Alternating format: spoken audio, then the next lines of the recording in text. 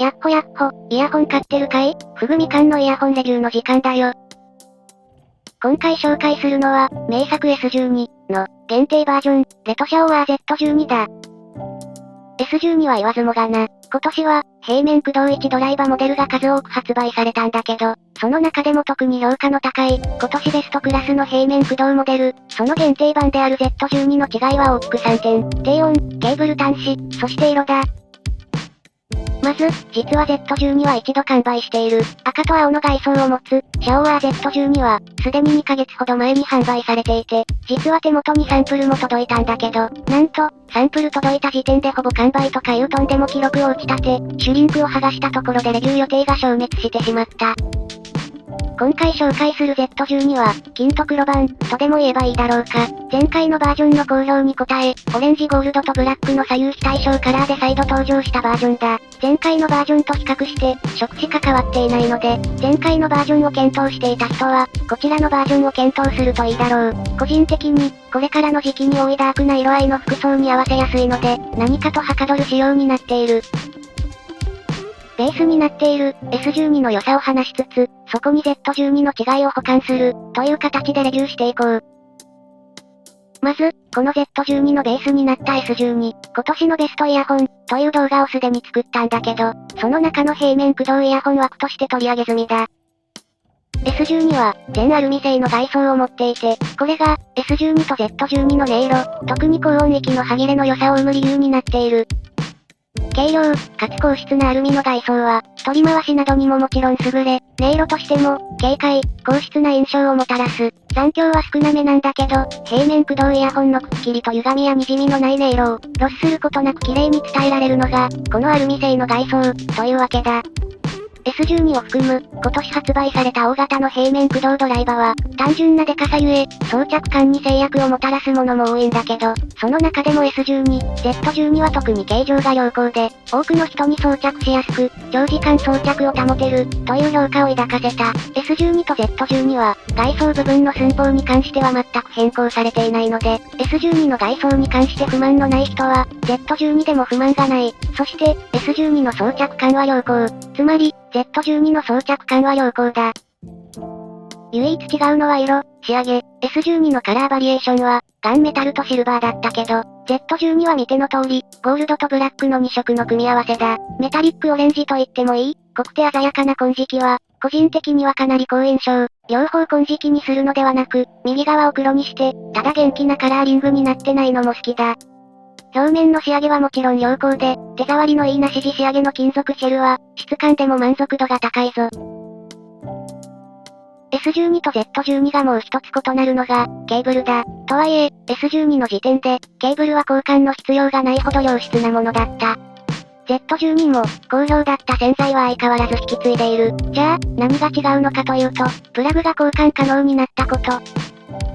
S12 無印では、ケーブルは 3.5mm と 4.4mm の選択式だったんだけど、今回の Z12 では、3.5mm、2.5mm、4.4mm の、交換可能なプラグを備えたケーブルが付属するぞ。本家の方も、プラグが交換可能な S12 Pro が発売されたけど、この点も、ノーマルの S12 との大きな違いだな。個人的には愛用している 2.5mm でこのケーブルを使えるのが嬉しい。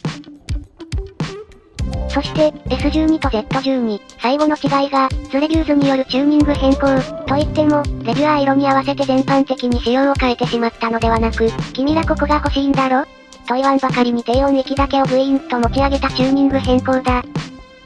ドライバなどは変化していないので、本当にチューニング変更のみ。しかし、S12 の必要十分な低音域から、さらに持ち上がった低音域、聞きたくはないかい？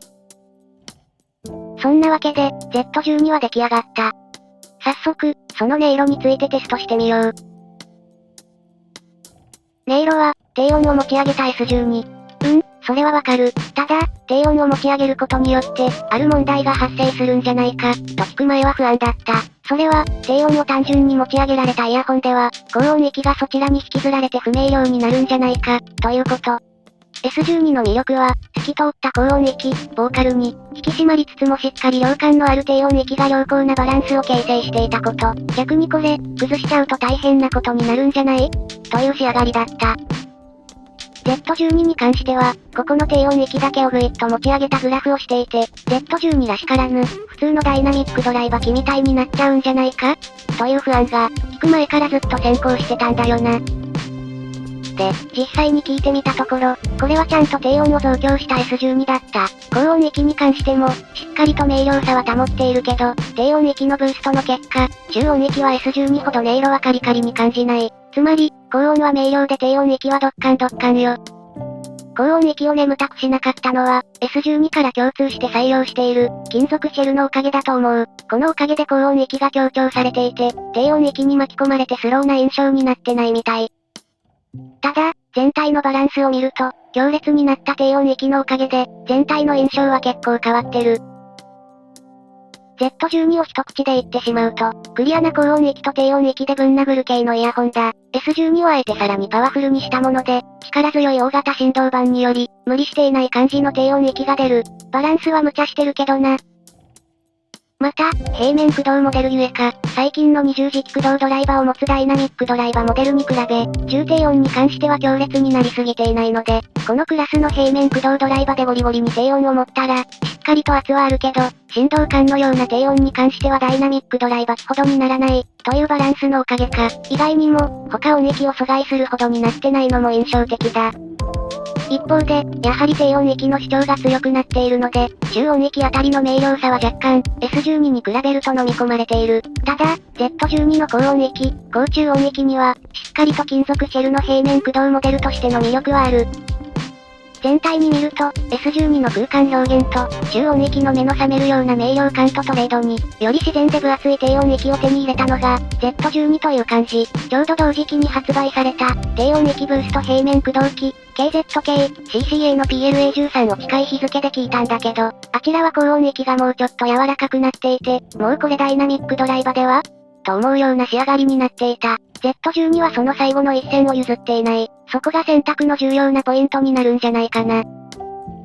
空間は程よく広く、分離感も程よい程度になったものの、S12 のポテンシャルを使って、低音域を盛ることにより、全体的によりナチュラルな印象に仕上がったもの、それが Z12、という印象だった。あんだけグラフ上でベースからサブベースをバッキバキに持っているので、さぞかし良い意味でとんでもないものが生まれるのか、と思っていたら、低音域をブーストした Z12 は、S12 よりむしろ親しみやすい、とかいう、何もかも思ってたのとはちょっと違う印象の結果になったな。実験的要素もあるかな、と思ってたんだけど、平面駆動の低音ブースト機、かつアルミハウジング、という選択は、想像よりかなり良い結果をもたらしたと思う。限定モデルなので、低音をブーストした結果、落ち着きを見せるとかいう不思議な現象を体験したい人は、円安とはいえタイミングは間違えないようにな。そうそう。限定商品ついでに、ハイファイゴオリジナルの商品も紹介しちゃおう。レザータイプのイヤホンネックバンドだ。実は暑い時期に送られてきたんだけど、今年の8月にこれをつけるのは、ちょっと危険だったので。これ、屋内で作業しながら音楽を聴いてる時にちょうどいい、ネックバンド式の Bluetooth イヤホンのような使い方で、左右の穴にケーブルを通して引っ掛けるだけだ。ただ、これがあると、パッと耳からイヤホンを外した時に、首に留まってくれるので、安心感がかなりある。